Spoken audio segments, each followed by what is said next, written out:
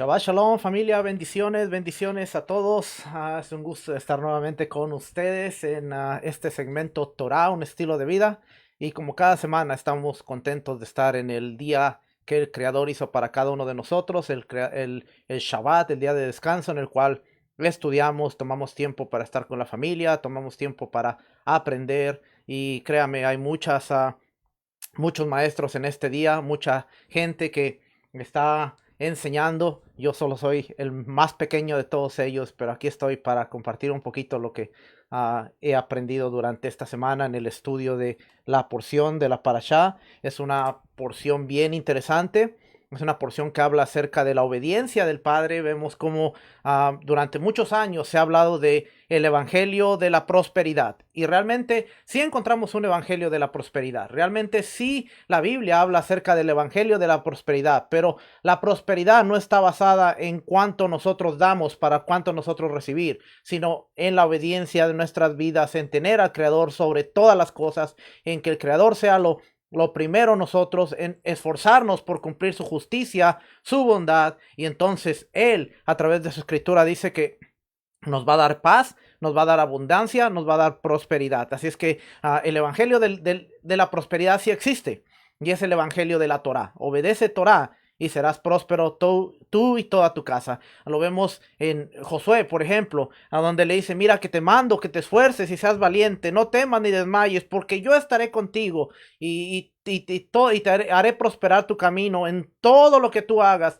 Todo te saldrá bien, nadie te podrá hacer frente. Pero dice: mira, de poner en obra todo lo que está escrito en el libro de la ley. Y cuando vemos el libro de la ley, es el libro de la Torah. Así es que esta semana tenemos cositas bien interesantes que hablar. Vamos a empezar porque si no después el tiempo se nos acaba.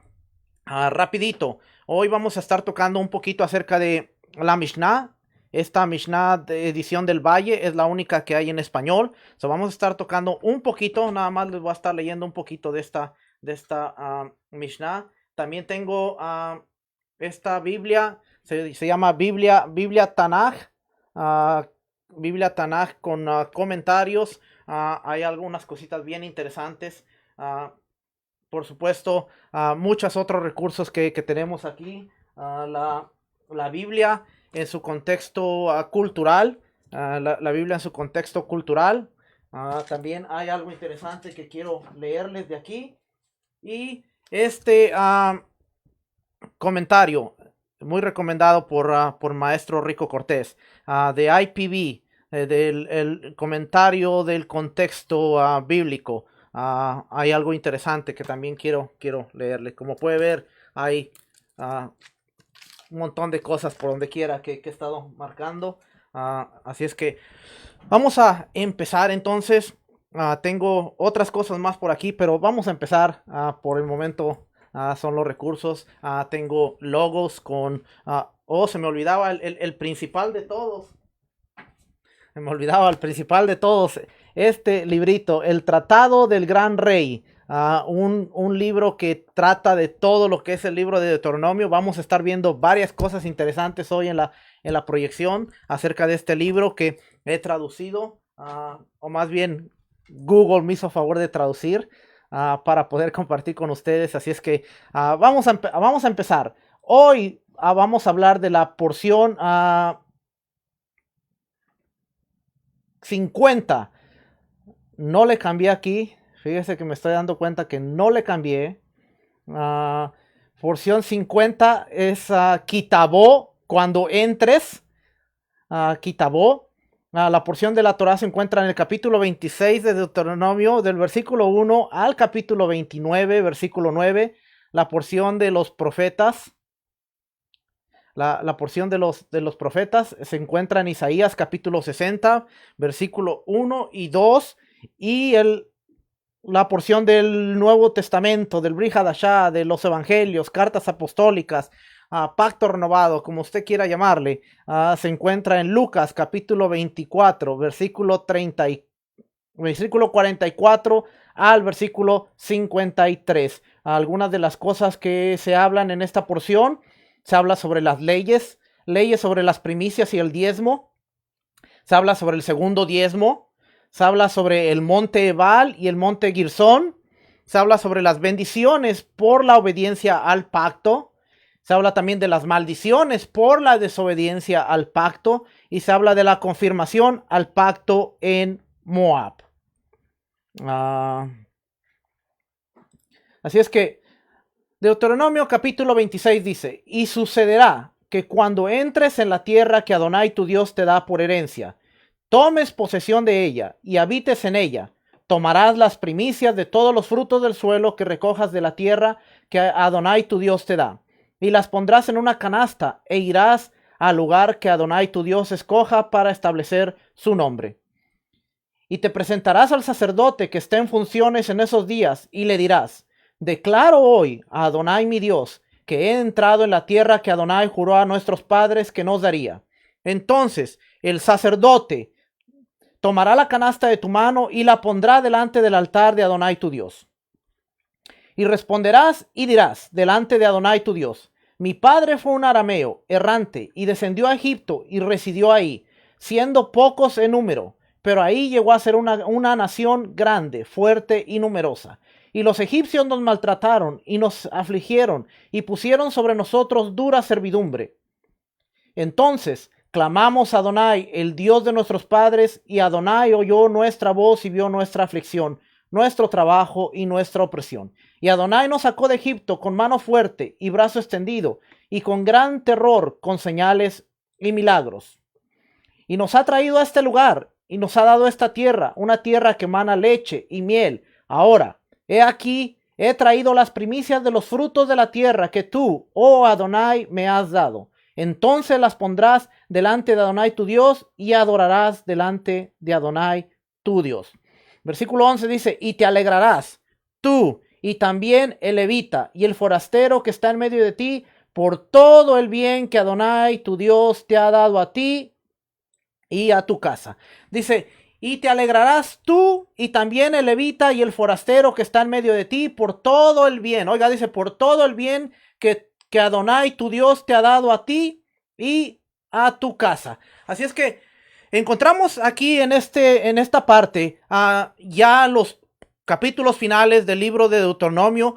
Moisés está a punto de partir, está a punto de fallecer. Hay algunas discusiones entre las cuales Moisés murió, Moisés no murió, porque no se menciona en ningún lugar su muerte, pero no vamos a entrar en eso en esta parte de la enseñanza. Solo tenemos que saber que Moisés deja de estar con el pueblo, sube al monte.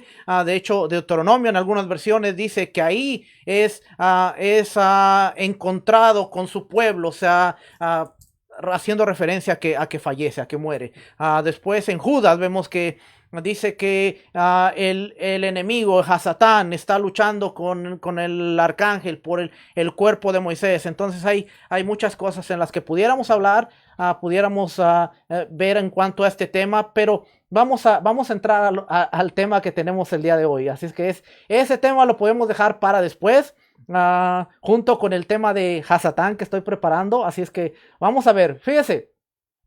La larga división de estipulaciones del capítulo 5 al capítulo 26 llega a su fin con las liturgias de dos confesiones de culto que encontramos en el versículo 1 al versículo 11 y del versículo 12 al versículo 15. Además que también encontramos una declaración de la ratificación del pacto, del versículo 16 al versículo 19. Esto, como le dije, es sacado del libro que le enseñé, el Tratado del Gran Rey, la estructura del pacto de Deuteronomio, estudios y comentarios. Esta partecita viene de este libro que les enseñé, que ha sido, desde que empecé a leerlo, ha sido uno de los libros que más me ha llamado la atención. Yo estuve estudiando con Rico, el maestro Rico, estuve estudiando como 18 horas de lo que es el antiguo Medio Oriente, el contexto del antiguo Medio Oriente, y fueron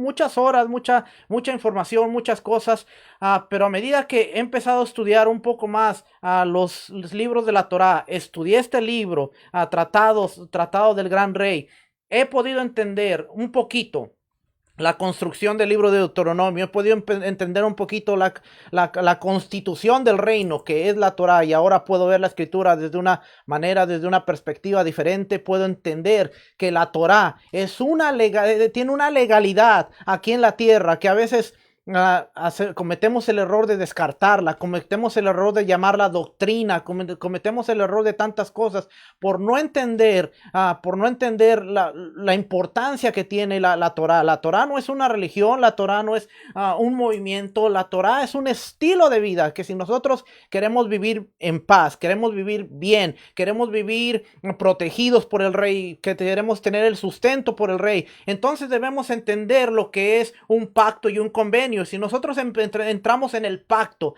a través de una confesión, porque se nos enseña Romanos capítulo 10, que si confesares con tu boca, haces una confesión, que si confesares con tu boca que Jesús es el Señor.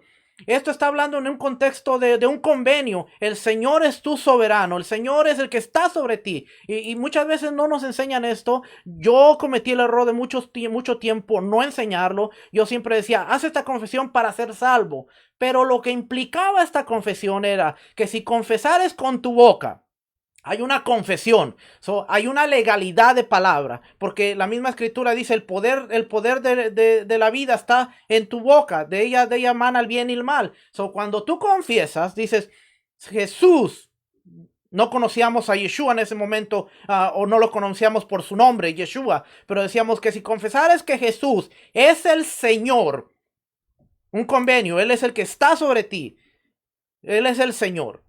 Y confesar es que Dios le levantó de los muertos, será salvo, porque con la boca se confiesa para salvación, pero con el corazón se cree para justicia. Entonces, la importancia de entender los convenios, los pactos, los tratados, nos lleva a entender que va más allá de solamente, te confesé como mi Salvador y ya, sino estamos haciendo un pacto, una legalidad de decir, ahora me comprometo a ser tu siervo, a hacer tu voluntad.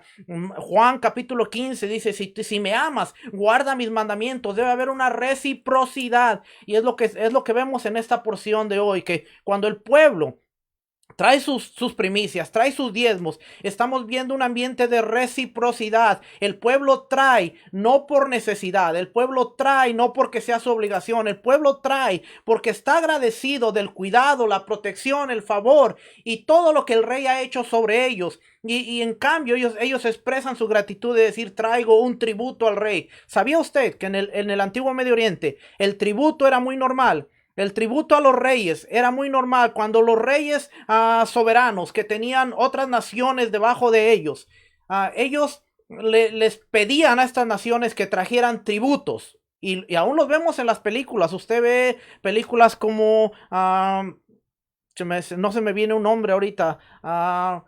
Pero películas del antiguo Medio Oriente, como Los 300, como la película esta de...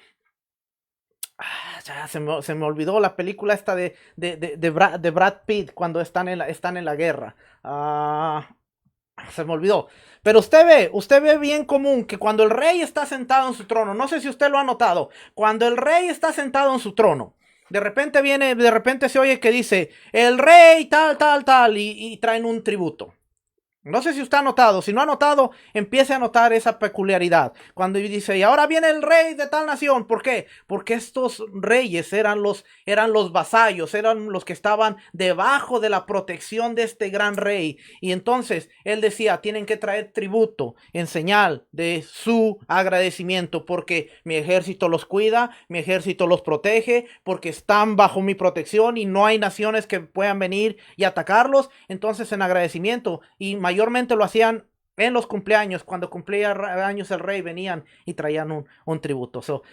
Fíjese lo interesante, cuando podemos ver todas estas cosas que históricamente podemos corroborar, podemos ver. Ahora podemos entender por qué Israel traía un tributo al rey, por qué Israel se presentaba, por qué Israel venía delante de él. Entonces vamos a ver la conclusión. Moisés está a punto de partir. Durante 40 días les ha hablado de obediencia, les ha hablado de que la única manera que ellos van a permanecer en la tierra es a través de la obediencia. La tierra no pueden hacer nada por por sí mismos ellos, porque esto es un pacto por Abraham, Isaac y Jacob. El Padre les ha dado la tierra, podemos decirlo, por gracia les ha dado la tierra, porque es una promesa. Dios levantó su mano, Dios levantó su mano en alto y juró a Abraham, a Isaac y a Jacob que esa tierra iba a ser de ellos. Aunque el pueblo pecó, aunque el pueblo, la primera generación pereció en el desierto, Dios iba a cumplir su promesa. Y a través de ese cumplimiento, Él los trae a la tierra, los mete a la tierra. Entonces, vamos a ver que a través de esto, el pueblo está confesando. Por eso dice aquí la larga división de estipulaciones. Hemos visto todo lo que Moisés ha hablado desde el capítulo 5 hasta el capítulo 26. Ahora llega a su fin. Y llega a su fin de una manera bien peculiar, con las liturgias de dos confesiones. Vamos a ver dos confesiones. Y vamos a ver que hay una declaración de la ratificación del pacto en el capítulo 26, versículo 16 al versículo 19.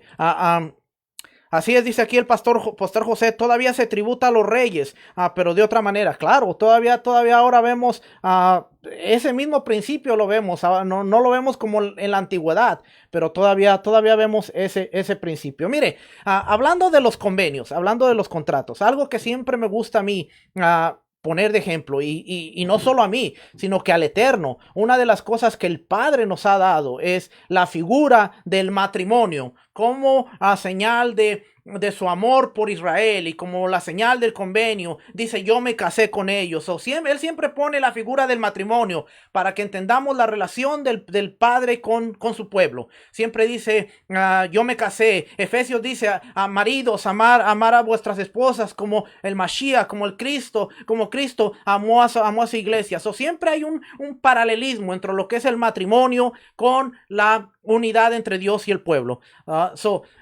Entendiendo esto, si usted se pone a pensar y dice, bueno, el matrimonio es un convenio, hay estipulaciones. Usted se para frente a un altar, se para frente a un juez, se para frente a una corte y hace un convenio. Usted confiesa. Usted dice, yo te acepto como mi esposa y prometo serte fiel en la salud, en la enfermedad, en la riqueza, en la pobreza y tanto voto, lo que se llama los votos matrimoniales dentro de la relación de convenio. Cuando esto está sucediendo, usted está diciendo, yo me comprometo. Ahora, cuando usted ve en la calle una mujer bonita y usted comete adulterio, usted está rompiendo el convenio que usted juró con sus labios. Cuando usted no atiende a su esposa, se desocupa de su casa, no se preocupa porque haya alimento, no se preocupa porque haya la seguridad, no se preocupa porque su esposa se sienta protegida, respaldada, resguardada. Cuando usted está teniendo la función de esposo porque dice yo me casé con ella, pero no está ejerciendo la función de esposo, usted está faltando al convenio y usted está faltando a la declaración que usted hizo cuando se casó. ¿Y cuántos matrimonios no están viviendo así, que están juntos? Dice, hay un dicho en México que dice juntos, pero no revueltos. No sé si en México se usa muy comúnmente este dicho que dice juntos, pero no. Mire, aquí mi hermano Javes me acaba de dar Troy. Esa es la película de Brad Pitt. Y disculpe, pero yo sabía que iba a salir por ahí, así es que gracias, mi hermano. Troy. Ahí usted puede ver muchas de estas cosas. Ahí usted, y no para cambiar, pero ahí usted puede ver por qué Goliat pedía un peleador. Por qué dice que los ejércitos, uno estaba de cada lado y el otro del otro lado. Y Goliat decía, mándenme un peleador que pelee conmigo, mándenme. ¿Por qué? Porque en esta pelea, en esta película de Troy, usted ve que era muy común que cuando dos ejércitos se enfrentaban y para evitar muertes, para evitar mortandad tan grande, ellos decían, vamos a enfrentar a los mejores guerreros de cada ejército y el guerrero que pierda, el otro ejército va a aceptar la derrota y ahí se acaba la guerra. Por eso cuando vemos a Goliat, cuando David mata a Goliat, dice que ahí automáticamente se acaba la guerra, el ejército persigue y hace lo demás con los filisteos, pero la guerra había llegado a su fin cuando el guerrero más poderoso de los filisteos era destruido. Así es que a veces, para que usted vea, a veces tenemos que ver a las cosas desde la perspectiva bíblica para poder entenderla, porque a veces sacamos textos fuera de su contexto, los sacamos de su esencia y entonces la imagen, la idea, el principio que estamos tomando de esto es completamente distorsionada a lo que la escritura nos quiere dar. Entonces, volviendo al convenio, la esposa prometió amarlo, cuidarlo, hacerle fiel. Llegue usted a su casa. Llegue usted a su casa y no haya comida, no haya ropa, que toda la ropa esté sucia, que su casa sea un tiradero completo, que haya un desorden, que su esposa no ejerza las funciones que tiene como mujer de mantener la casa en orden. Pero es su esposa, pero no, ella no está funcionando. ¿Me entiende? Así es que como en un convenio, como en el matrimonio, hay una unión a través de una declaración. Te acepto como mi esposa, pero yo me voy a esforzar por cumplir las funciones de esposo. Te acepto como mi esposo, pero yo me voy a esforzar por cumplir las funciones de esposa. Así cuando nosotros decimos, yo acepto a Jesús como mi Salvador, estoy aceptando que ahora Él es mi Señor, yo soy su siervo, y ahora ¿qué creen? Yo voy a hacer su voluntad, porque es la forma en la que yo voy a honrar el convenio que Dios tiene para mí. Y ahí es donde vemos que la Torá, las instrucciones, los mandamientos cobran mayor importancia, porque no se trata de solamente haz esto, no hagas esto, haz aquello, no hagas aquello, sino que ahora se trata de una reciprocidad. Yo amo al rey porque él me dio algo que nunca iba a poder tener. Yo amo al rey porque él me dio el regalo de redención. Él me ofreció la salvación a través de su hijo. Algo que, de acuerdo a Pablo, yo nunca iba a poder alcanzar. Yo estaba alejado de Dios. Yo era ajeno a los pactos, ajeno a las promesas. Pero a través del Mesías, Él me hizo cercano. Él me acercó. Por gracia, Él me ofreció el regalo de salvación. Ahora, ¿qué tengo que hacer? Cuando yo confieso a Jesús, cuando yo confieso a Yeshua como mi Salvador, ahora yo estoy diciendo, Señor, ¿cómo te honro? Señor, ¿cómo te agrado? Señor, ¿cómo hago que la gracia, la redención, la salvación que tú me ofreciste pueda ser recíproca a través de mi vida? Y es prácticamente lo que encontramos en esta porción, porque vamos a ver que hay unas declaraciones en donde Israel tiene que venir. Fíjese, versículo 1 del capítulo 26 dice, irás al sacerdote que haya en aquellos días y le dirás, hoy profeso al Señor. Oiga, hoy confieso al Señor. ¿Qué hacemos nosotros en Romanos? Confesamos, ¿verdad? Confiesas y confiesas. Israel tenía que ir al sacerdote y decir, hoy profeso al Señor. Ahí el versículo 3. Los siervos israelitas del Señor del pacto debían hacer un reconocimiento continuo y agradecido de su buena herencia en Canaán, que era el regalo de su gracia redentora en cumplimiento de su juramento a los patriarcas. Debían confesar su continuo señorío y expresar su consagración mediante una ofrenda tributaria de las primicias. Dentro de todo esto que estamos viendo, dentro de todo lo que estamos observando, la mayor parte que podemos considerar era cuando ellos venían y decían, confieso al Señor, confieso a mi rey. Déjeme poner la Biblia aquí para tenerla a la mano.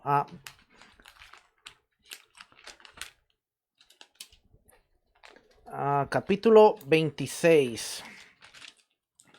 Para poder ir aquí leyendo. Al final vamos a leer, dice, cuando hayas entrado en la tierra que Adonai tu Dios te da por herencia y tomes posesión de ella, entonces tomarás de las primicias de todos los frutos que sacares de la tierra que Adonai tu Dios te da y las pondrás en una canasta, irás al lugar que Adonai tu Dios escogiere para hacer ahí su nombre. Versículo 3, y te presentarás al sacerdote que hubiere en aquellos días y le dirás, declaro hoy a Adonai tu Dios.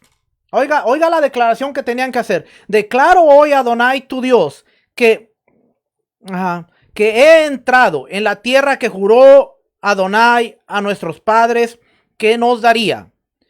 Versículo 3 empieza con una declaración diciendo, declaro hoy, soy testimonio fiel y firme de que Adonai no es un Dios que mienta, que Adonai no es hombre para que mienta. ¿Por qué? Él le hizo una promesa a Abraham, a Isaac y a Jacob. Y ahora, a través de esta canasta, a través de este tributo, a través de esto que traigo, yo estoy confesando que la promesa de Abraham, Isaac y Jacob se ha cumplido. Yo soy el testimonio fiel de que he entrado a la tierra, he poseído la tierra y ahora le traigo tributo al rey. Así es que ellos expresaban su señorío. Sigue diciendo, y el sacerdote tomará la canasta de tu mano y la pondrá delante del altar. Entonces hablarás. La persona que traía las primicias hablará y dirá, delante de Adonai tu Dios, un arameo a punto de perecer fue mi padre, el cual descendió a Egipto y habitó ahí con pocos hombres y ahí creció y llegó a ser una nación grande, fuerte y numerosa. Ahora, cuando nosotros encontramos esta palabra que dice un arameo a punto de perecer, quiero hacer un pequeño alto aquí. Si las personas entendieran el alcance de recibir a Yeshua a través de la confesión, pusieran más atención a sus palabras. Claro, yo me acuerdo, yo compartí hace poquito, yo compartía y decía, había tiempo en el cual en las iglesias literalmente se llevaba a las personas a empujones al altar. Yo me acuerdo que empezaban, ¿quieres aceptar al Señor? ¿Quieres aceptar al Señor? Acepta al Señor, acepta al Señor, acepta al Señor. Y empezaba empujón, hasta que literalmente la persona estaba enfrente y le decían, repite esas palabras de mí, después de mí. Y realmente no había una convicción, no había ni siquiera una idea, no había, muchas veces veíamos a la persona derramar una lágrima por el momento, por el ambiente, por lo que se estaba pasando y nos hacíamos de llevarlos hasta el altar cuando ya estaba frente al ministro, frente a la persona que había compartido el mensaje. El ministro le decía, repite después de mí, y la persona se quedaba así como que, ok, reconozco que soy pecador. Y a veces era una confesión por salir del compromiso, salir del momento, salir del tiempo, pero no era porque realmente la persona dijera, ahora quiero un cambio, ahora quiero cambiar, ahora, y realmente... Fíjese, esto es bien importante porque realmente si nosotros entendiéramos lo que es recibir a Cristo, recibir al Mashiach, recibir a Jesús, nosotros tuviéramos cuidado de enseñarle a la gente el convenio al cual nosotros le metemos cuando le decimos, repite esta oración después de mí, acepto a Jesús como Señor de mi corazón. Y muchas veces dentro de esta confesión, porque no hay una estándar, no hay una que se repite, todas son similares, pero algunas tienen una cosita que otra. Pero siempre decimos, acepto a Jesús como el Señor de mi corazón. Que ya no se haga mi voluntad sino la tuya. Fíjense, son palabras bien importantes las que nosotros declaramos. Ahora, Deuteronomio está ligado con, Romanos capítulo 10 está ligado con Deuteronomios capítulo 30, Deuteronomios capítulo 29, que tiene que ver con la obediencia a los mandamientos, a las instrucciones. Entonces, al aceptar a Cristo, el aceptar al Mashiach, realmente es un convenio como en el matrimonio. Yo acepto, pero ahora yo soy responsable de hacer ciertas cosas y no solo decir yo acepto. Le acabo de poner el ejemplo. Su esposa dijo, yo acepto serte fiel, yo acepto amarte, yo acepto honrarte, pero nunca limpia la casa, nunca lava la ropa, los niños andan todos tirados y un desastre en su casa, pero su esposa aceptó amarlo. Y usted va a decir, qué linda esposa tengo, qué tremenda esposa tengo. Su esposo aceptó casarse con usted, pero no llega a su casa en un mes. O cuando llega a su casa, solo llega como un desconocido. No se preocupa por la casa. Pero él aceptó. Él aceptó ser su esposo. Cuando usted está enferma, él no la atiende. Y esto es bien normal. Esto es bien normal porque cuando nosotros como hombres nos da una gripa, se nos acaba el mundo. No queremos levantarnos, nos quejamos. Nosotros como hombres somos bien buenos. Nosotros como hombres, con una gripa, se nos acaba el mundo. Ay, me voy. Y las mujeres muchas veces con gripa, con resfriado, siguen cocinando, siguen cuidando a los niños. Han dado a luz. Que si nosotros, Dios sabe lo que hace, hermano, que si nosotros nos hubiera dado la encomienda de dar a luz, nos hubiéramos muerto en el primer intento. Ahí hubiéramos quedado, en el primer intento. Pero la mujer, mire, la mujer da luz. Yo me acuerdo que aún mi mamá, porque estamos hablando no de la antigüedad, estamos hablando solamente de hace como 20 primaveras atrás, cuando me dio a luz. Pero aún mi mamá, yo me acuerdo que mi mamá dio luz a mi hermano. Y al siguiente día que dio luz a mi hermano, estaba atendiendo la casa como si nada. Ahora, esto tampoco no es bueno, porque la mujer tiene que tener un cuidado, un tiempo de reposo. Pero, ¿cuál es lo que estoy tratando de decir aquí? La moraleja de todo este asunto. Mire el convenio que usted hizo. Sabía que muchos de los problemas matrimoniales que nosotros tenemos, muchos de los problemas dentro de la pareja, tiene que ver porque no estamos ejerciendo la función que nos corresponde, tanto hombre como de mujer. Si nosotros nos esforzáramos por cumplir la función nuestra, los problemas aún en el matrimonio se acabarían. ¿Por qué? Porque estaremos tomando la importancia de lo que es el convenio. No es declarar para adquirir, sino para anunciar un compromiso. Exactamente. Entonces, de esto trata. Ahora, dice, irás al sacerdote y vas a confesar y vas a declarar. Dice un arameo. En esta versión, la Biblia Tanaj, que es una versión, se me fue la pantalla aquí. Biblia Tanaj, es una versión hebrea, es una versión dentro del hebreo. Dice, capítulo 26, versículo 5. Dice aquí, y hablarás en voz alta y dirás del eterno Dios tuyo. Un aramí quiso hacer perecer a mi padre, y bajó Jacob a Egipto, peregrino, aún siendo poca gente, y fue ahí una nación grande, poderosa y numerosa. Fíjense, esta versión dice, un arameo quiso hacer perecer a mi padre. ¿Y de quién está hablando? Podemos hacer la referencia de Labán, que quiso matar a Jacob. Este comentario de aquí, este comentario también dice algo bien interesante. Este comentario es el contexto cultural. Biblia, estudio del contexto cultural. Y este comentario me llama la atención porque dice, el capítulo 26, versículo 5, dice que los arameos no fueron descubiertos hasta el 1380 después de la era común. Estaban en el oeste del río Éufrates, ellos aparecieron en Siria y en el sureste. Los israelitas claramente son reconocidos como biológica y con una conexión biológica y geográfica entre ellos y los arameos. Nahor, Betuel y Labán se permanecieron en Aram como arameas. Las esposas de Isaac y Jacob venían de la línea arameica de la familia, y podemos verlo en Génesis capítulo 24. Esta porción dice que algunos estudiosos, algunos scholars, prefieren ver a los arameos primariamente como un término geográfico más como una etnicidad. O sea, quiere decir que era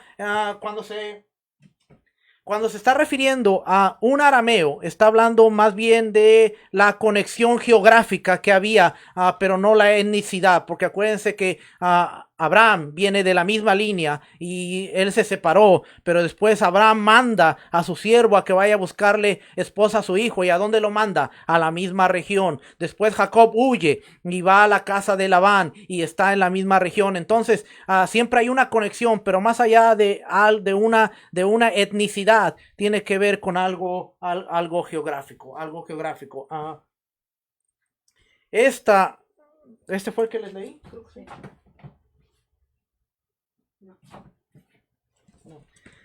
Este de aquí también nos da algo bien importante, porque dice, esta parte de aquí nos dice que espérenme, es que tengo que traducirlo al español. Dice, Jacob es instruido a regresar a la tierra de su madre para buscar una una esposa y casarse con un selecto grupo. El origen de los arameos es un poquito problemático. Ellos no aparecían en los récords de Mesopotamia hasta el fin del segundo milenio, en los anales asirios, en el año 1114 al año 1076 antes de la era común. En el noveno siglo, Shalmaneser III menciona los reyes Aram en Damasco, incluyendo a Hazael y Ben-Hadad el tercero. Sin embargo, a muchos siglos después, después del asentamiento de los ancestros, se menciona a los arameos en la conexión, en relación y conexión con Abraham y Jacob, y que están regados en muchas tribus en las alturas de Mesopotamia, y que no habían alcanzado el estatus de una nación. Hay mucha información acerca de que los arameos eran más un grupo, una área geográfica que una etnicidad, algo que decir, bueno, vienen de esta nación. No era como una nación, sino era como una región geográfica. No estaban incluidos en una nación, ¿ok? Pero vamos a seguir aquí hacia adelante para que usted entienda esa parte de un arameo. Está haciendo referencia completamente a Jacob. Ahora, también puede hacer referencia a Labán, como ya vimos, que en la Biblia hebrea dice, un arameo quiso hacer perecer a mi padre, pero después la narrativa nos habla que bajó a Egipto con pocos hombres, haciendo completamente referencia a lo que era Jacob y cómo se forma la nación de Israel. Ahora, los elementos de la ofrenda de las primicias que se encuentra en conexión con cada una de las fiestas anuales, que las vemos en Deuteronomio capítulo 16. Por ejemplo, en la fiesta de los panes sin levadura, se agitaba una gavilla de primicias. Levítico capítulo 23, versículo 10, nos habla que tenían que traer una gavilla del trigo, una gavilla de primicia. Además, de la fiesta de las semanas, conocida como Shavuot, del día de las primicias, y en ella se ofrecían 2 panes de las primicias. Encontramos aquí las referencias para ver a la fiesta de las semanas. Números capítulo 28, versículo 26, Éxodo 23, versículo 16, Éxodo 34, versículo 22 y Levítico 23, versículo 17. Y estaban las primicias del vino, que no se lo podían ofrecer hasta la fiesta de los tabernáculos, cuando había madurado la vendimia, los viñedos. Si todo el fruto de la tierra, que en el versículo 2 dice todo el fruto de la tierra, indica el final de la temporada de cosecha. La fiesta de los tabernáculos sería la ocasión para la presentación de esta canasta de las primicias en el altar central. Cuando habla del altar central, cabe recordar que está hablando del lugar donde Dios había llamado a su nombre, que era el tabernáculo en Shiloah, después el templo cuando fue construido en Jerusalén por Salomón. Se me andan olvidando mucho los nombres hoy tengo problema con los nombres. Ha de ser que ya no me quedan neuronas en la cabeza. El israelita debe confesar el llamamiento teocrático de su pueblo y no puede atribuirse, oiga, esto es bien importante porque dice, y no puede atribuirse su poder. Y ahorita vamos a leer todos estos versículos para que usted vea. No puede atribuirse su poder. Dice, un arameo errante era mi padre. El hebreo, Obed, que es la palabra para errante. En hebreo, Obed, connota la idea de perdido y en peligro. ¿Verdad que cuando dice en peligro puede asumirse la propuesta de que Labán lo perseguía y estaba en peligro de muerte? Así es que en hebreo connota la idea de perdido y en peligro, listo para perecer. La referencia es a Jacob. Se le llama arameo porque los orígenes patriarcales fueron geográficamente, aunque no racialmente, arameos, y porque el mismo Jacob residió en Adam Naharim durante el periodo del nacimiento de sus hijos, los futuros padres tribales de Israel.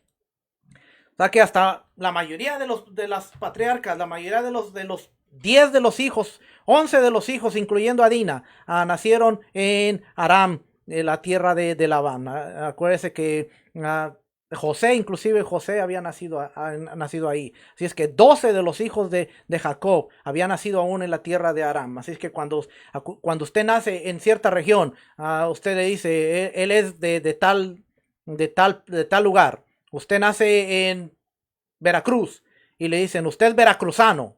¿Por qué soy veracruzano? Porque naciste en Veracruz. O sea, usted nació en El Salvador. Usted es salvadoreño. Así que Jacob, su familia, sus hijos, ellos eran arameos, porque habían nacido en Aram. ¿Okay? No sé si haga sentido todo esto. Déjame checar aquí porque el tiempo se me acaba.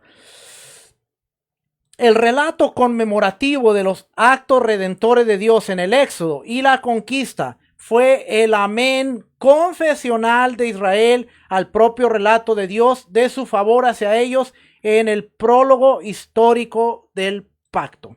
Ahora, quiero leerle algo bien rapidito.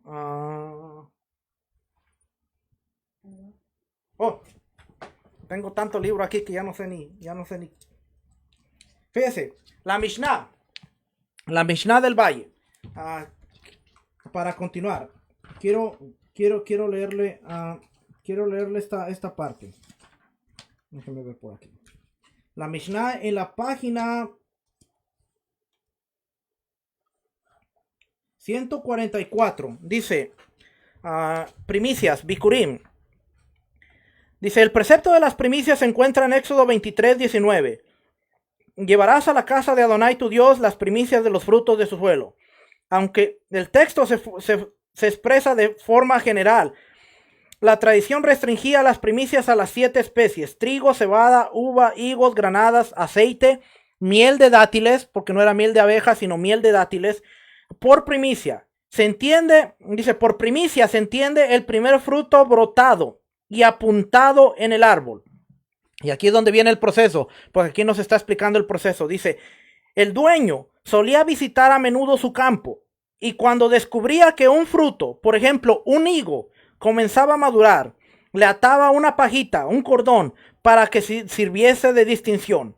Cuando todo el árbol ya estaba en sazón, lo llevaba juntamente con los demás frutos.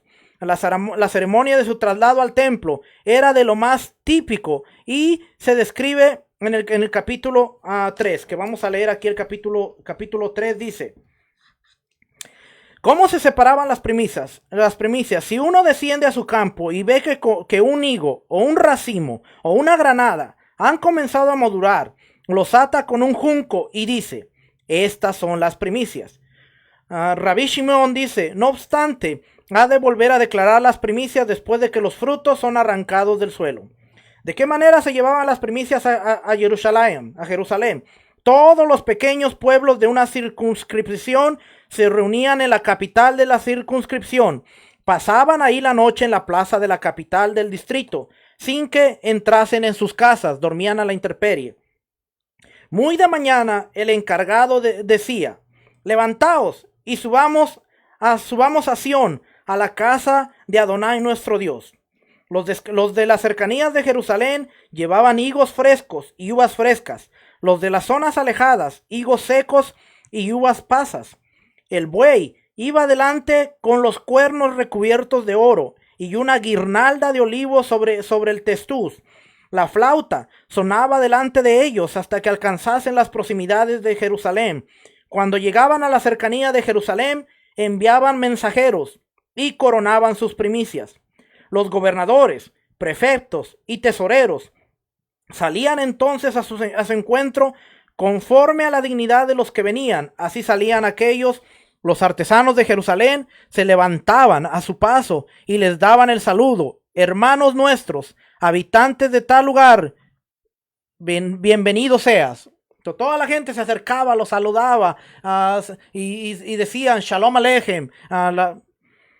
La flauta marcaba entre ellos el tono hasta que llegaban a la montaña del templo. Entonces cada cual, incluso el propio rey Agripa, tenía que cargar con el cesto a hombros y llevarlos hasta entrar en el atrio. Cuando llegaban al atrio, cantaban los levitas: te ensalzaré, porque me has alzado, y no has permitido que mis enemigos se regocijen por mi causa. El Salmo 30. Los pichones que llevaban en los cestos eran destinados al holocausto. Todo lo que llevaban en sus manos lo entregaban a los sacerdotes. Mientras todavía se tenía el cesto en los hombros, se hacían las recitaciones desde comunico hoy al Señor tu Dios hasta el fin de la sección.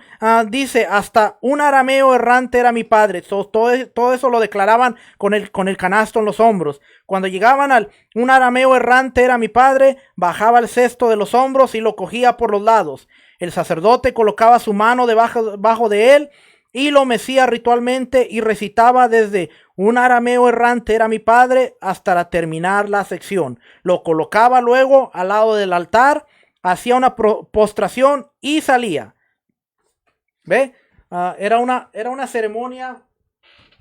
Era una ceremonia bien interesante que se llevaba. Era alegría, era júbilo, era lo más importante que tenía esta gente, de presentarse delante del rey con el tributo, con la primicia, con los diezmos, como vamos a ver más aquí adelante. Así es que capítulo 26 dice, de versículo 12 al 15: la dependencia de Israel, de Adonai, del Señor, para la prosperidad continua, se expresaría en un servicio trienal especial de petición para recibir su atención y bendiciones favorables. Delante de Adonai tu Dios, dice el versículo 13. Esto se refiere al santuario central. Entonces, el énfasis en la finalización del proceso del diezmo, del versículo 12 y 13, era la fiesta de los tabernáculos, que esa fue la ocasión. Quizás esta liturgia siguió inmediatamente a la de la presentación del canasto de las primicias, del versículo 1 al 11. Versículo 13 dice: he sacado las cosas sagradas de mi casa. Mira, desde tu santa morada, desde el cielo, y bendice a tu padre Israel. La confesión de la obediencia a todas las prescripciones sobre el diezmo, del versículo 13 y versículo 14, como preliminar a la petición de la bendición divina, recuerda el hecho de que Dios declaró que la última dependía de la primera. ¿Qué quiere decir esto? Que la confesión a la obediencia dependía de la bendición divina. O sea, quiere decir que la bendición divina, dependía de la obediencia a todas las prescripciones. Esto es bien importante porque fíjese, dice la última, o sea, el hecho de que la petición divina, la bendición de Dios, dependía de la obediencia a los mandamientos. Dependía de la obediencia que esta gente tenía a los mandamientos. A veces se nos había enseñado un mal concepto del diezmo, un mal concepto de lo que eran las primicias, y estamos viendo a través de esto que dice, había una temporada para dar primicias, había una temporada. Deuteronomio capítulo 16, déjeme ver si la Biblia me quiere jalar, porque a veces la Biblia se pone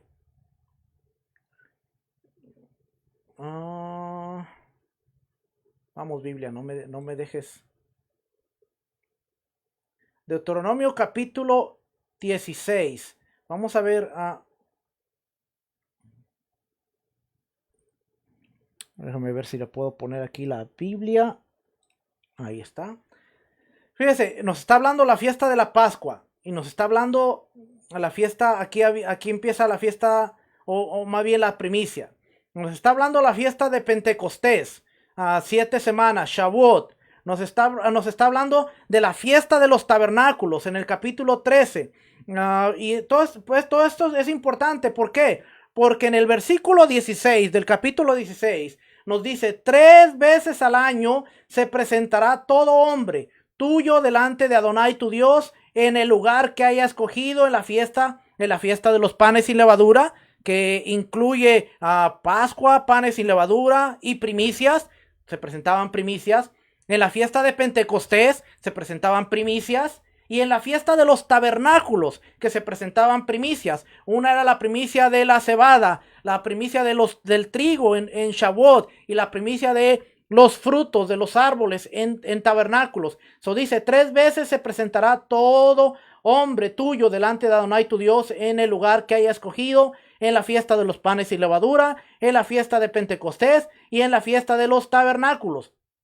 Oiga lo que dice aquí. Nadie se presentará delante de Adonai con las manos vacías. Cada uno lo hará con el presente de su mano, conforme a lo que Adonai, tu Dios, te haya bendecido. Dice, nadie se presentará delante de Adonai con las manos vacías. Este es un concepto de reciprocidad. Si nosotros enseñamos al pueblo que es un concepto de reciprocidad, el Padre me ha bendecido, yo me quiero presentar delante de Él y no me voy a presentar con las manos vacías, no tuviéramos la necesidad ni de estar promoviendo el diezmo, ni de estar maltratando a la gente, ni de estar diciéndole, si usted no trae el diezmo, mire que se le va a ponchar el carro, se le va a enfermar el niño, se lo va a agarrar la policía. A veces, por no entender el concepto bíblico y por no entender los principios bíblicos, maltratamos al pueblo, violentamos aún. ¿Por qué? Porque estamos amenazando al pueblo diciéndole, Dios te va a dar, Dios esto, cuando tenemos que enseñarle al pueblo el concepto de dar. Es un concepto de agradecimiento. Dios te ha bendecido. Entonces, en ese mismo concepto tú vas a decir, yo me quiero presentar. ¿Cuál es la función de las fiestas? La función de las fiestas era que todo mundo pudiera presentarse delante del rey a ofrecerle tributo. ¿Por qué? Porque el rey es soberano. Ha permitido que mis frutos florezcan. Ha permitido que mis campos crezcan. Me ha alejado el mal, ha alejado todo. Entonces ahora yo vengo y me presento delante del rey. ¿Cuál sería la motivación correcta de nosotros enseñar al pueblo? En decir, Dios te ha dado pan, Dios te ha dado alimento, Dios te ha dado sustento. Por lo consiguiente, nosotros debemos estar agradecidos por lo que el Padre nos da, por lo que el Padre nos bendice, por lo que el Padre nos cuida. Y en agradecimiento, nosotros pues expresamos nuestra gratitud al traer hacia Él. Es un concepto que también Primera de Crónicas, capítulo 29, versículo 11 y 13 lo da. Pero muchas veces usamos el decir, si tú no das, el carro se te va a maltratar. Y a veces tenemos tanto poder en nuestros labios que hacemos que pasen cosas. ¿Por qué? Porque estamos diciéndole al pueblo y a la gente, si el niño se te va a enfermar, el carro se te va, y cuando de repente el hermano te habla y dice, pastor, no tengo carro, me puede dar raite, me puede dar un aventón. Nos quejamos cuando nosotros a veces nosotros mismos hemos hecho este mal. Cuando te hablan, pastor, mi hijo está bien enfermo y en el hospital, puede venir a orar por él a las 3 de la mañana. Se te olvida que desde un altar tú dijiste, si tú no diezmas, el hijo se te va a enfermar.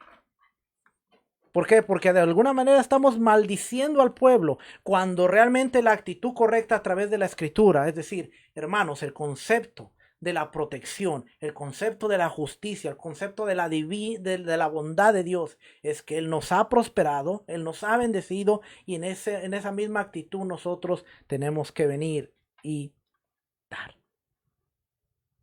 ¿Se da cuenta? Qué diferente.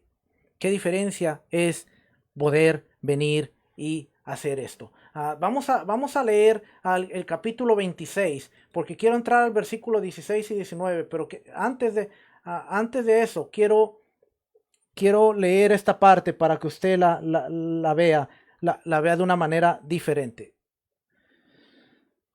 Y cómo tenía que ser, la computadora me acaba de fallar. Déjeme. Quédese conmigo, téngame paciencia, que la tecnología es una bendición, pero también a veces es un dolor de cabeza. Ok, aquí estamos. Ok, aquí estamos entonces. Parece que no. Ok, se lo voy a leer, fíjese. Dice, cuando hayas entrado en la tierra que Adonai tu Dios te da por herencia y tomes posesión de ella y habites. Ahora vamos a leer todo esto para que ponerlo en el contexto y ponerlo cómo realmente estaba pasando. La gente ha hecho recorrido, ha venido alegre, ha venido cantando, ha venido subiendo al monte, subiendo a la montaña. Jerusalén lo recibe, Shalom Alejem, todos contentos, la flauta, los cantores, todos vienen cantando sus canastas, el buey con los cuernos forrados de oro, y todo el mundo viene contento en alegría. Entonces ahora dice, entonces tomarás de las primicias de todos tus frutos que sacares de la tierra que Adonai tu Dios te da, y las pondrás en una canasta, e irás al lugar que Adonai tu Dios escogiere para hacer habitar ahí su nombre. Versículo 3. Y te presentarás al sacerdote. Ya llegamos al altar, llegamos al lugar. Y te presentarás al sacerdote que hubiere en aquellos días, y dirás, declaro hoy a Adonai tu Dios que he entrado en la tierra que juró Adonai a nuestros padres que nos daría. Y el sacerdote tomará de la canasta de tu mano y la pondrá delante del altar de Adonai tu Dios. Pero ya vimos el proceso hasta que el sacerdote la toma. Y el sacerdote dice, entonces hablarás y dirás, delante de Adonai tu Dios, un arameo a punto de perecer fue mi padre, el cual descendió a Egipto y habitó ahí con pocos hombres, y ahí creció y llegó a ser una nación grande, fuerte y numerosa. Y los egipcios, de hecho eso lo tengo por aquí. Déjeme. De hecho, eso lo tengo aquí. Se me había olvidado que. Se me había olvidado que lo tengo aquí para que lo vean. Ok. Y responderás y dirás delante de Adonai tu Dios: mi padre fue un arameo errante y descendió a Egipto y residió ahí, siendo pocos en número, pero ahí llegó a ser una nación grande y fuerte y numerosa. Y los egipcios nos maltrataron y nos afligieron y pusieron sobre nosotros dura servidumbre. Y entonces clamamos a Adonai, el Dios de nuestros padres, y Adonai oyó nuestra voz y vio nuestra aflicción, nuestro trabajo y nuestra opresión. Y Adonai nos sacó de Egipto con mano fuerte y brazo extendido, con gran terror, con señales y milagros. Y nos ha traído a este lugar y nos ha dado esta tierra, una tierra que emana leche y miel. Ahora, he aquí, he traído las primicias de los frutos de la tierra que tú, oh Adonai, me has dado. Entonces las pondrás delante de Adonai tu Dios y adorarás delante de Adonai tu Dios. Y te alegrarás tú y también el levita, el forastero que está en medio de ti, por todo el bien que Adonai tu Dios, te ha dado a ti y a tu casa. Esto es bien importante porque cuando dice te alegrarás, está diciendo vas a comer, vas a hacer fiesta, te vas a regocijar. El traer primicias no era así que vengas con la cara dura, larga, dura, de voy a dar, sino era un regocijo. Y no solo para ti, dice, para tu familia, para el levita, para el forastero, todos los que habitan en medio de ti. Esta temporada era una fiesta de regocijo, de alegría, en donde había una fiesta que, como ya vimos, ocurría durante tabernáculos, durante Shavuot, durante Pesach, panes sin levadura, Shavuot y tabernáculos. Así es que, ¿cuál era el concepto de traer estas primicias? Número 1, recordar que la fidelidad de Dios era grande, que la fidelidad de Dios era real. Él prometió algo a Abraham, Isaac y Jacob. Les prometió la tierra. Ahora él se paraba frente al sacerdote, frente al altar, frente a Dios en el templo y decía: un arameo, mi padre Jacob, estuvo a punto de perecer, bajó a Egipto, y aunque fue esclavo, y aunque fue oprimido, y aunque los egipcios lo hicieron esclavos, se convirtió en una nación. Tú nos sacaste con promesas, con señales, con milagros. Nos trajiste a una tierra tal como tú habías prometido, y ahora yo traigo frutos de la tierra que no era mía, que yo no merecía, que no me pertenecía, pero por el juramento a Abraham, Isaac y Jacob, yo entré a la tierra, sembré, coseché y ahora estoy trayendo esto. Realmente esto era un acto de fidelidad. Realmente esto era un acto en donde el pueblo realmente estaba diciendo: la fidelidad de Dios es grande, la fidelidad de Dios es maravillosa, la fidelidad de Dios nunca ha dejado de ser. Él ha dicho y lo hará. Él ha prometido y lo cumplirá. Cuando nosotros realmente traemos delante de Dios, no es porque le voy a hacer un favor a Dios, le voy a hacer un favor al pastor, le voy a hacer un favor a una persona, sino es para decir, Dios ha prometido su protección. Dios ha prometido que todo lo que yo haga en mi vida prosperará, que todo lo que yo haga en mi vida será de bendición. Y esto que yo puedo ofrecer delante del Padre es una prueba de que Dios es real, Dios es fiel, Dios es firme, Dios es verdadero. Vamos a ver un concepto que en 2 de Corintios, cuando Pablo está hablando de esto y prácticamente nos está explicando lo mismo, cuando muchas veces hemos usado este versículo en decir, Dios ama al dador alegre y Dios bendice al dador alegre, pero vamos a ver esto dentro del contexto. Así es que, fíjense, capítulo 26, versículo 19, dice, el acto central en la ceremonia de la ratificación del pacto fue el juramento de lealtad que el vasallo hizo a su señor en respuesta a la declaración de las estipulaciones y sanciones del pacto. Israel hizo ese juramento después de la lectura del libro del pacto de Sinaí. Aquí es donde se pone interesante la cosa, porque fíjese, Éxodo capítulo 24 dice, entonces Dios dijo a Moisés, sube hacia el Señor, sube hacia Adonai, tú y Aarón, Nadab y Abihu, y 70 de los ancianos de Israel, y adoraréis desde lejos. Estamos hablando después del evento del monte Sinaí, después de las 10 palabras, después de que el pueblo escuchó la voz audible. Ahora le dice en el Éxodo 24, sube tú, Aarón, Nadab y Abiú y los 70 ancianos, y adoraréis desde lejos. Sin embargo, Moisés se acercará solo al Señor y ellos no se acercarán. Perímetros de santidad.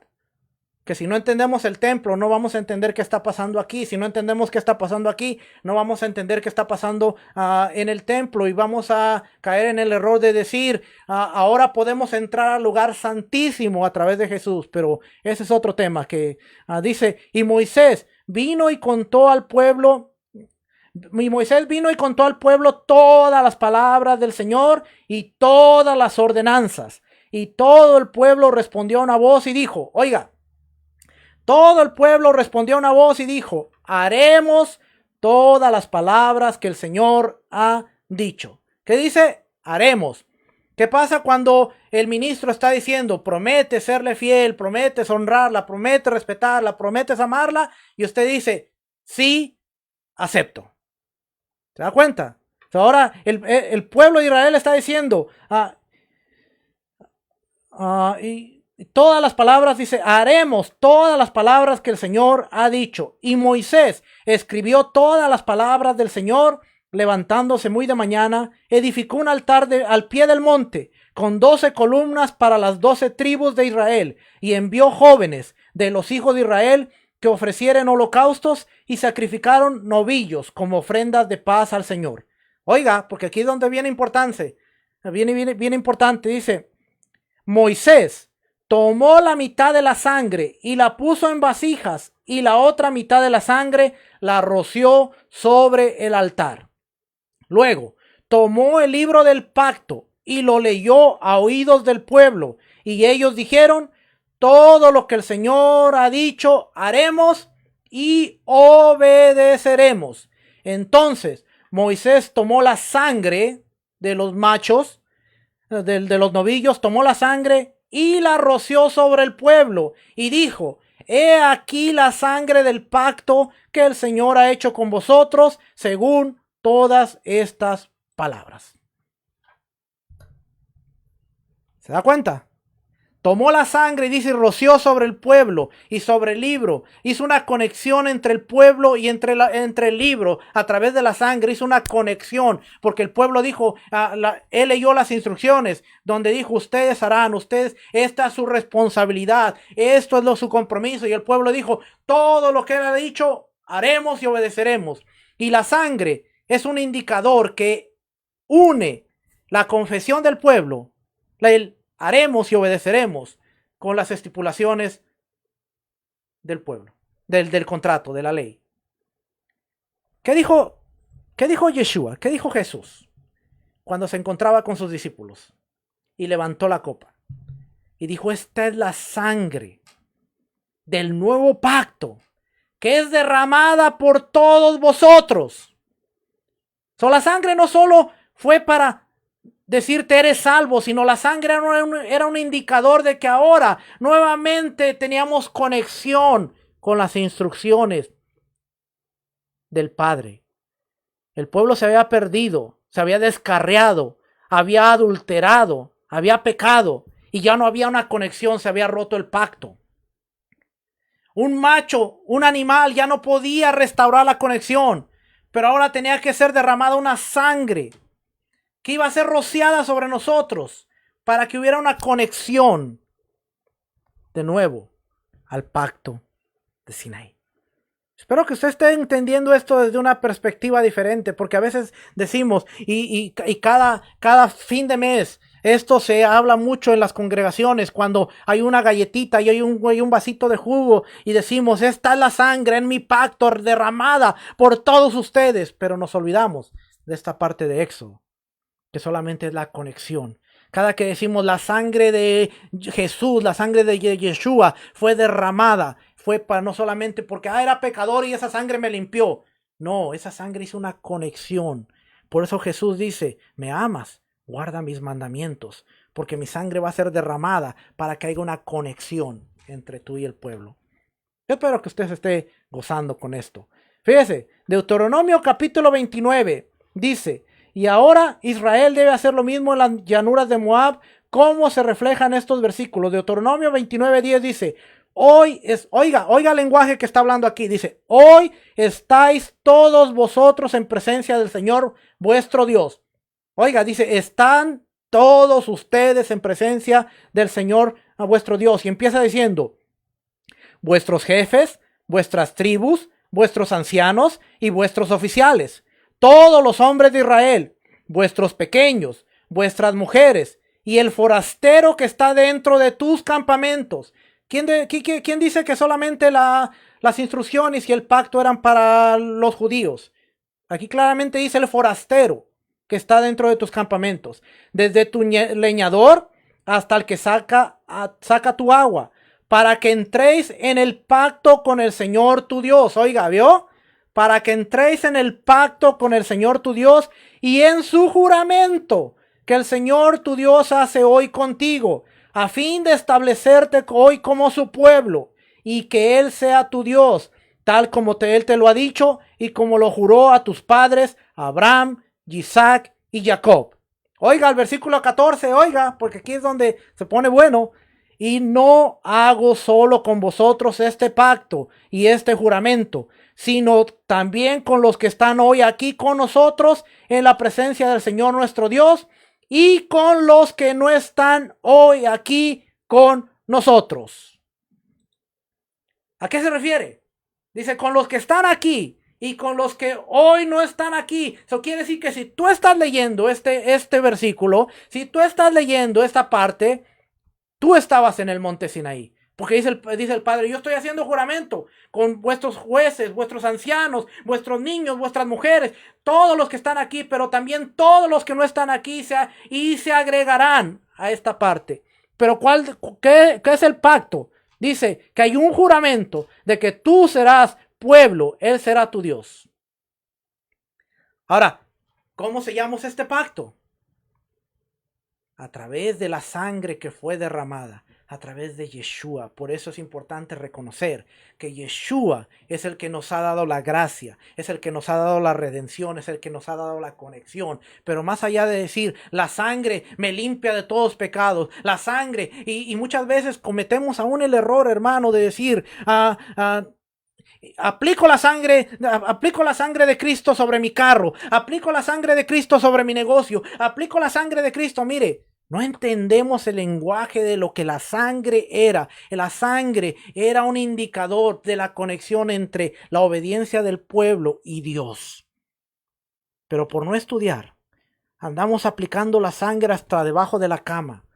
Y a veces no lo hacemos en mala intención, hermano. Realmente no lo hacemos en mala intención. Pero es que no queremos estudiar, no queremos entender conceptos, no queremos entender. Y es más fácil pararse frente a un altar y decir, y la sangre de Cristo, y aplico, y te lavo, y nos lavamos, y la sangre, y la sangre, y la sangre, y la sangre.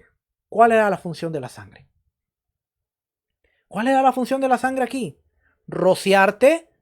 En ningún lugar de la Biblia encontramos que dice que hay que lavarse con la sangre. Mire, ese es un tema bien importante, el lavarse con la sangre. Y esto viene, se lo voy a decir porque tengo que decírselo, porque es parte de mi responsabilidad. El lavarse en la sangre viene de los cultos romanos. Cuando ellos ofrecían sacrificios a sus dioses, mataban los toros y ellos se ponían debajo de donde se mataba el toro y literalmente se bañaban en la sangre, se lavaban. Entonces después, la mente griega romana, aplica esto al cristianismo y ahora es muy común decir me lavo con la sangre. Esta era una práctica romana pagana, mi hermano. Y se lo tengo que decir, porque si no, seguimos cometiendo los mismos errores. De porque a mí me enseñaron que hay que decir, me lavo con la sangre, aplico la sangre sobre el carro, aplico la sangre sobre el perro, aplico la sangre sobre... Cometemos errores, hermano.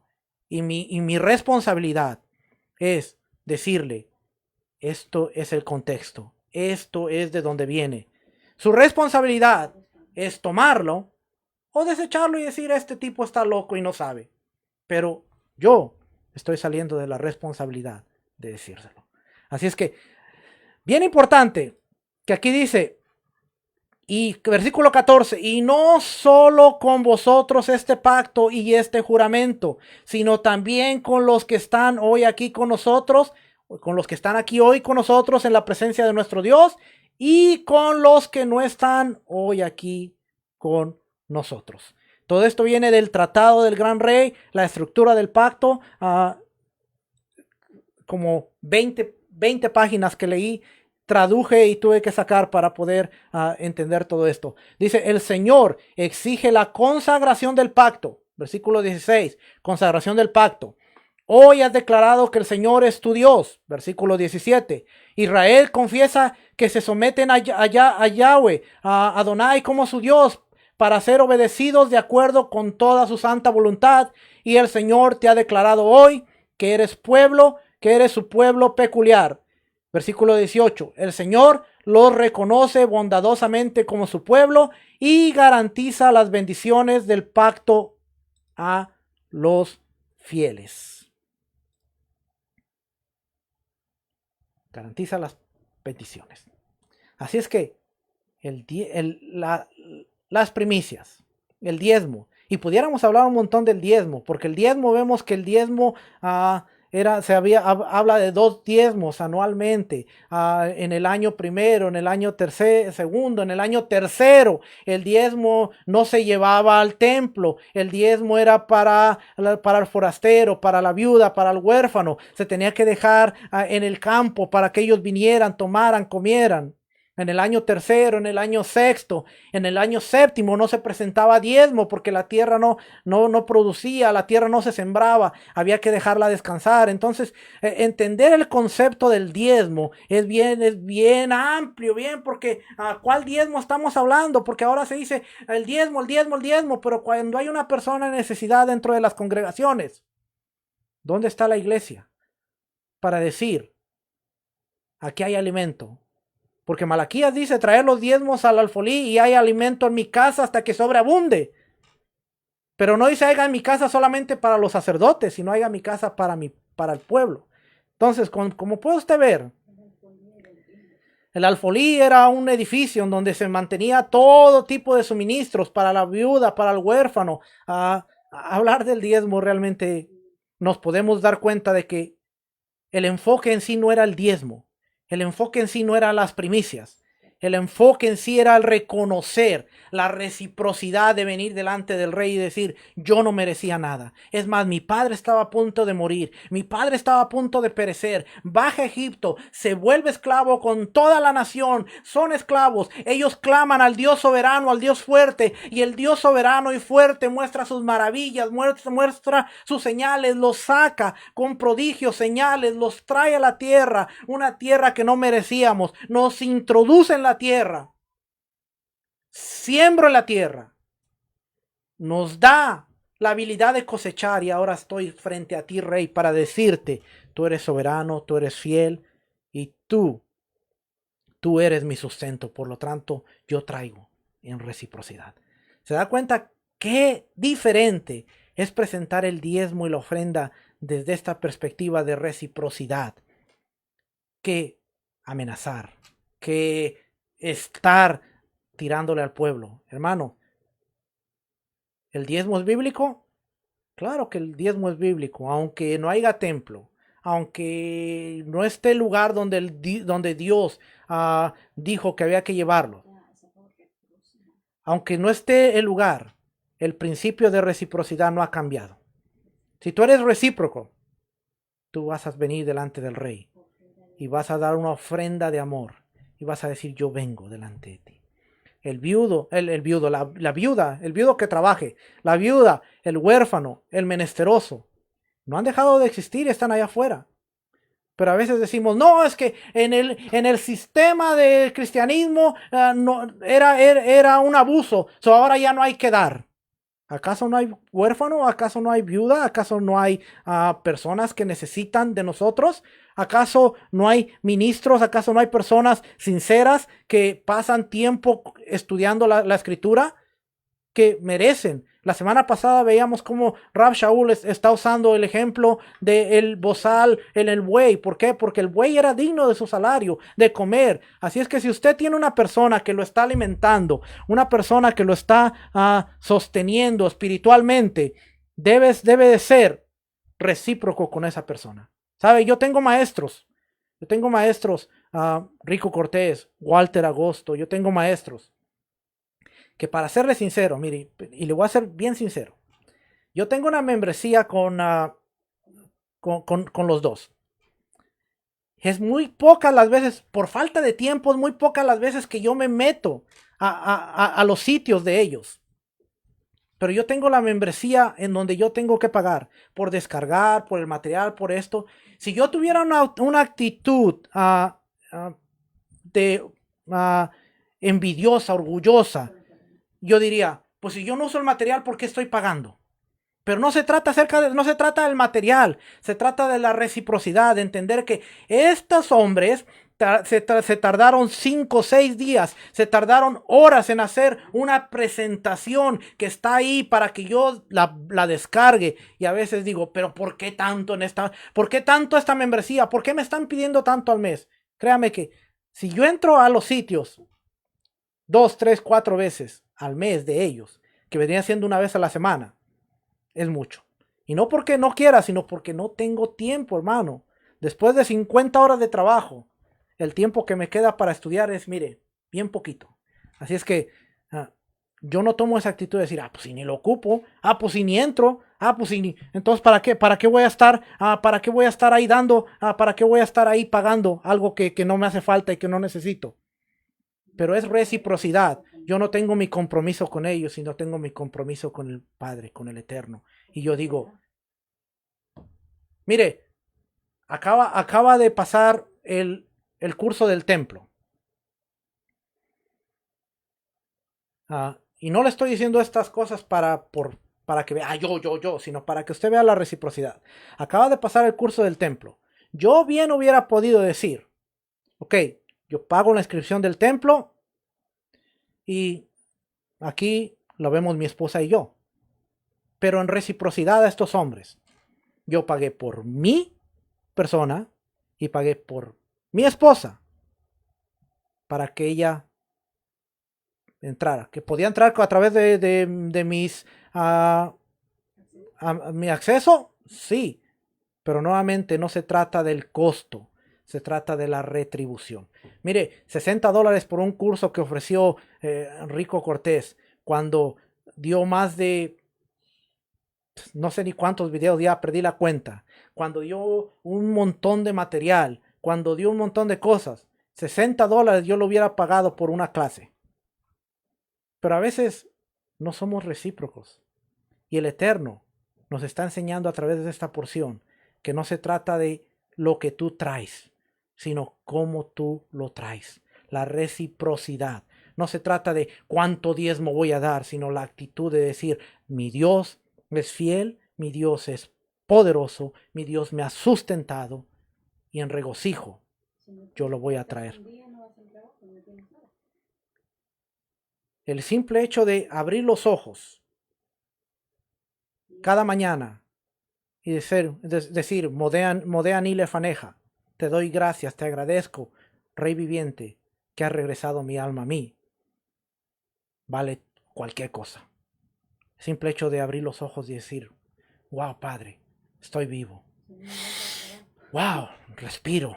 Wow, puedo ir al baño y hago funcionar. A veces decimos, que el judío ora por... Fíjese que aún hasta la oración de nuestros hermanos, de ir al baño, hacer nuestras necesidades y dar gracias al Padre y decir, si algún orificio de mi cuerpo dejara de funcionar, fuera imposible vivir. Meditar en esa oración. Wow, tú vas al baño. ¿Y cuántas veces somos desagradecidos a veces? Que muchas personas tienen algo externo para poder hacer sus necesidades. Tú vas al baño y lo haces. Y a veces decimos, ¿pero por qué una oración de esas? Pero porque son liturgias, son rituales de decir, tu gracia, Padre, siempre apuntando a la gracia, siempre diciendo, Padre, si no funcionara todo mi cuerpo de la forma que funciona, no tendría la oportunidad de estar vivo ni un solo minuto, ni un solo minuto. Por eso, la Torá, en lugar de alejarnos de Dios, nos acerca más a Dios, porque nos vuelve agradecidos, nos vuelve siendo entendedores de cuál es nuestra responsabilidad, quiénes somos como hijos de Dios. Para terminar, fíjese, que ya me tardé mucho, pero para terminar le voy a poner Segunda de Corintios. Ahora, antes de entrar a Corintios, acuérdense, nosotros vemos a Corintios como capítulo de Corintios tal, versículo tal, pero la carta a los Corintios era una carta, era un pergamino que no tenía capítulo, no tenía versículo. Entonces cuando usted leía la carta, usted estaba leyendo algo que iba corrido, algo que estaba atacando un asunto, algo que tenía que ver con lo que estaba pasando en el momento, en el tiempo. Y para poder entender tenemos que leer toda la carta, porque a veces sacamos de aquí, de aquí, de acá y decimos, Corintios 9 dice esto, Efesios 3 dice esto, Gálatas 4 dice esto, y hacemos una ensalada bien romana que, ¿cuál era el concepto de Corintios? Si usted lee el capítulo 8, se va a dar cuenta que está hablando acerca de las dádivas, acerca del ofrendar, acerca del dar. El capítulo 8. En el capítulo 9 sigue hablando de lo mismo. Y se me fue la Biblia, así es que no sé si la pueda poner ahorita. Pero fíjese, capítulo 9 dice, pero esto digo, el que siembra escasamente, escasamente también segará. Y el que siembra abundantemente, abundantemente también segará. Que cada uno dé como propuso en su corazón, no de mala gana, ni por obligación, porque Dios ama al dador alegre. Dios puede hacer que toda gracia abunde para vosotros, a fin de que teniendo siempre todo lo suficiente en todas las cosas, abundéis para toda buena obra. Como está escrito, Él esparció, dio a los pobres, ¿cómo? A través del diezmo, a través del tercer diezmo y del sexto diezmo. Él esparció, dio a los pobres, su justicia permanece para siempre. El que suministra semilla al sembrador y pan para su alimento, suplirá y multiplicará vuestra sementera y aumentará la siega de vuestra justicia. Seréis enriquecidos en todo para la libertad, la cual por medio de nosotros produce acción de gracia. Está hablando de dar en la reciprocidad.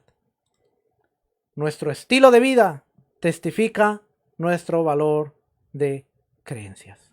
Familia, pudiera seguir en muchas cosas, pero el punto principal es la reciprocidad.